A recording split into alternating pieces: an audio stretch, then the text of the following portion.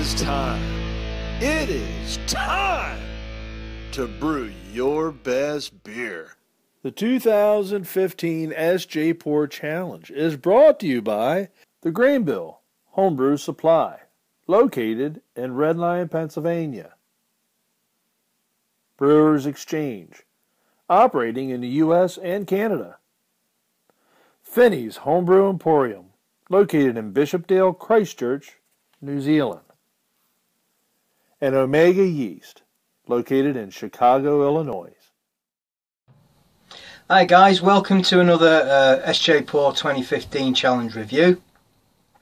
It is Monday night, Monday the 12th of October, and I'm going to try and get the last 4 beers reviewed before the end of tomorrow.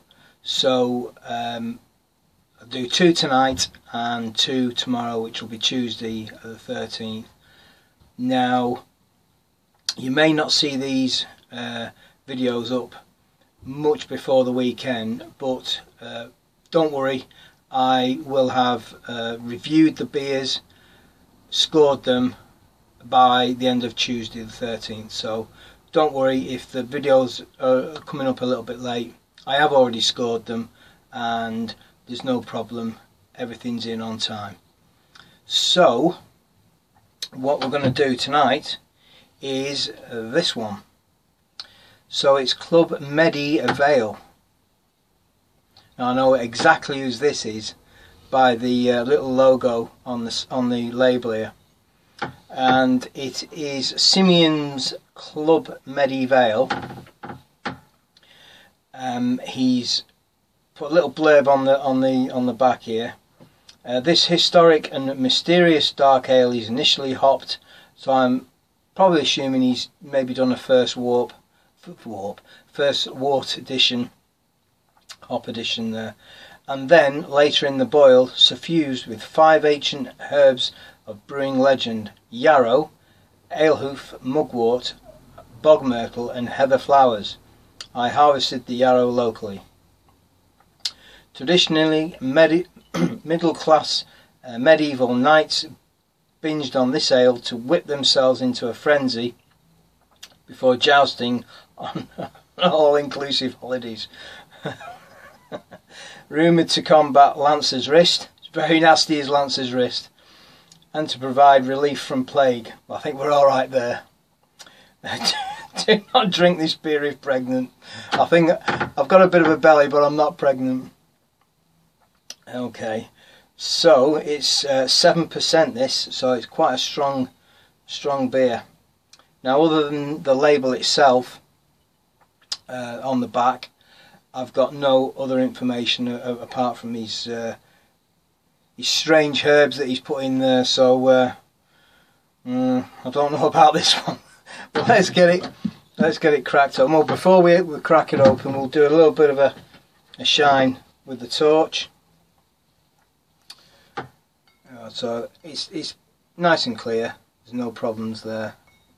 The label goes all the way around, so I can't really show you. There you go. It's nice and clear in the bottle. Giving it time to warm up again.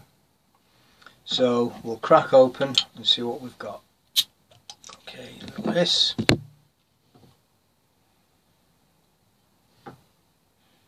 Straight away I'm getting the bog myrtle there.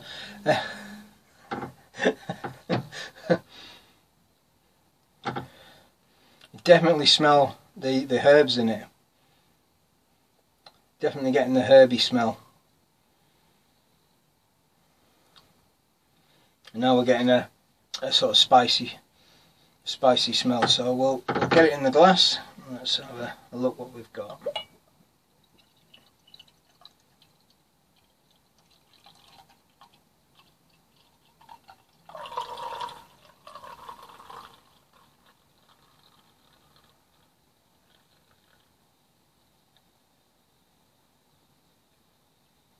It does look quite thick.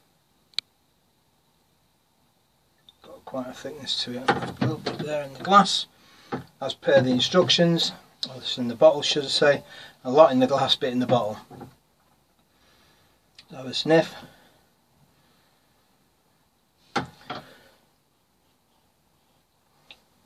Definitely quite a nice spicy, quite sweet spicy aroma to it.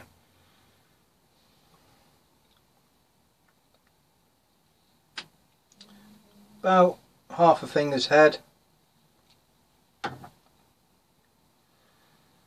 Quite dark. Okay, let's have a look, see what we've got in there. Now that it's in the glass. Nice reddy, dark reddy colour to it. Bit of sort of almost purpley tinge to it.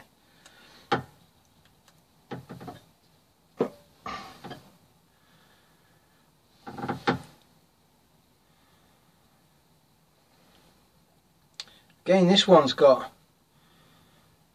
a very slight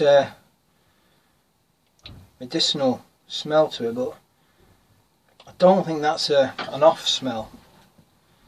I think it's just the result of the herbs he's got in it. So a taste.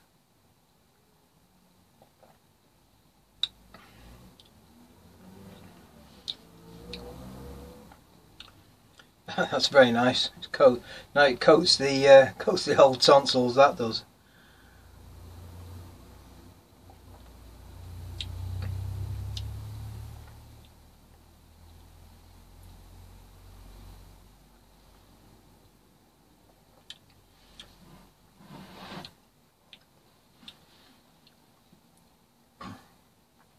It sort of almost reminds me a bit of.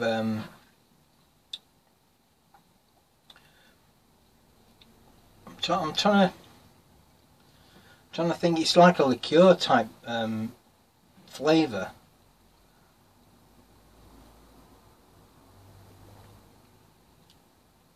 But I can't think what it is. Definitely quite strong, very strong flavour to it, and the alcohol, you can detect the alcohol there,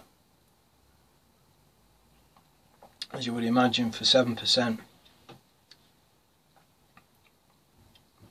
There's not a big bitterness to it. That's probably because he's used the hops early on in a smaller quantity, and then he's relied on the other ingredients, the bog myrtle and the mugwort and yarrow, for his bitterings. But they don't bring a lot of bitterness, more spiciness than bitterness. But it's not over sweet either.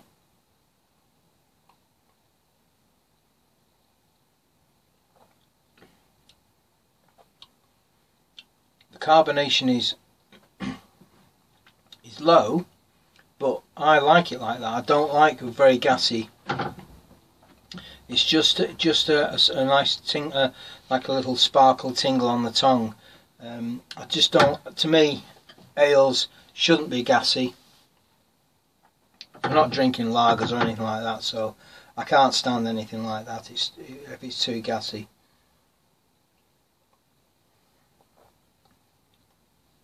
But that's just a nice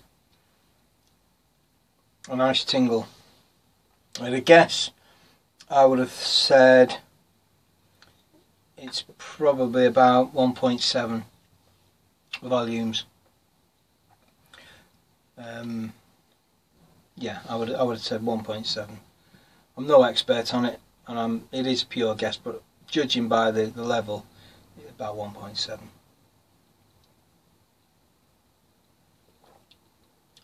Just a little cap left on the end now. That's got some legs on it. That's quite viscous. You can still see it clinging to the glass, and a little bit of lacing that goes with it. But that just hangs there. That's quite a thick beer. Okay. Very, very nice.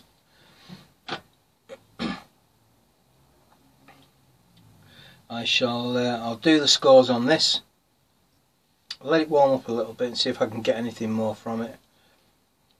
At the moment,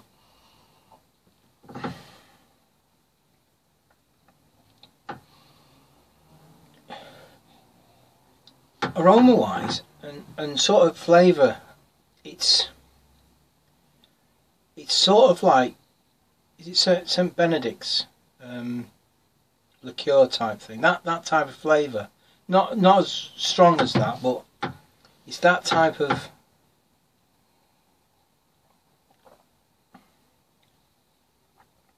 going towards that way.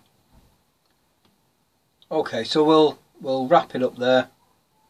Have another bit of a swill. Yeah, you swill it round, you get those aromas, those spice and herb aromas. Nice unusual beer, that. I must admit that the good thing about being able to do these reviews is that, and in this competition, there is so much diversity in the beers that some of them I've never even heard of before, and certainly never tasted. Saison, the first time I've had a Saison was earlier on when I tasted that, and the fruit beers, never really had any fruit beers before, and didn't really know what to expect, but I was quite pleasantly surprised. So yeah, a good range of different beers, and this one's very nice, very nice. Okay, so I'll close it off there and go and do some scoring. Okay guys, cheers, thanks a lot. Just a quick note at the end of this review. I said before it reminded me of something like St Benedict. I didn't mean that at all. What I meant was Jägermeister. That's what it reminds me of. While I was doing the scoring, it came to me what it smells and tastes like, but in a beer form, if you see what I mean. Especially now it's had time to warm up. It's a lot thicker taste, but still very nice. Excellent beer. Cheers guys.